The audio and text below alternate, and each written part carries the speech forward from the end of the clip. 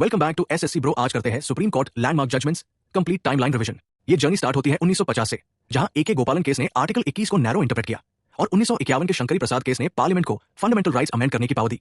लेकिन चमकम दोरायरजन केस ने क्लियर कर दिया कि फंडामेंटल राइट्स डीपीएसपी पर सुपीरियर होंगे। 1960 में कॉन्स्टिट्यूशनल लिमिट्स सेट होने लगे। बेरुबरी केस में बोला कि टेरिटरी ट्रांसफर के लिए कॉन्स्टिट्यूशनल अमेंडमेंट जरूरी है और 1967 के गोरखनाथ केस ने पार्लियामेंट को फंडामेंटल राइट्स अमेंड करने से रोक दिया। फिर आता है 1970 का golden era. Kesavananda Bharati case ने बेसिक स्ट्रक्चर डॉक्ट्रिन इंट्रोड्यूस किया, जो आज भी सबसे इंपॉर्टेंट कॉन्सेप्ट है। इंदिरा गांधी वर्सेस राज नारायण ने जुडिशियल रिव्यू को स्ट्रेंथन किया और मनिका गांधी केस ने आर्टिकल 21 को एक्सपैंड करके लाइफ और लिबर्टी को वाइड मीनिंग दिया। 1980 में राइट्स एक्सपेंशन हुआ। मिनर्वा मिल्स ने पार्लियामेंट की अनलिमिटेड पावर को स्ट्राइक डाउन किया। शाह बानो केस ने मुस्लिम विमेन के मेंटेनेंस राइट्स को अपहोल्ड किया और ओल्गा टेलिस केस ने राइट टू लाइवलीहुड को आर्टिकल 21 का पार्ट बनाया। 1990 में सोशल जस्टिस पर फोकस रहा। इंद्र साहनी केस ने ओबीसी रिजर्वेशन को अपहोल्ड किया विद 50% कैप।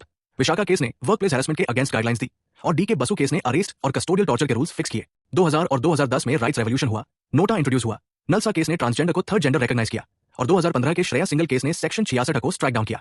2017 का राइट टू प्राइवेसी केस ने प्राइवेसी को फंडामेंटल राइट डिक्लेयर किया और ट्रिपल तलाक केस ने इंस्टेंट तलाक को अनकॉन्स्टिट्यूशनल बनाया। रिसेंट एरा में 2020 का अनुराधा भसिन केस ने इंटरनेट को फ्रीडम ऑफ स्पीच का पार्ट माना। और करंट अफेयर्स के लिए याद रखो, recent cases judicial process, minority rights और गवर्नेंस से रिलेटेड है। ऐसे हाई स्मार्ट रिवीजन के लिए टेलीग्राम ज्वाइन करो, लिंक डिस्क्रिप्शन में है। मिलते हैं नेक्स्ट रिवीजन में।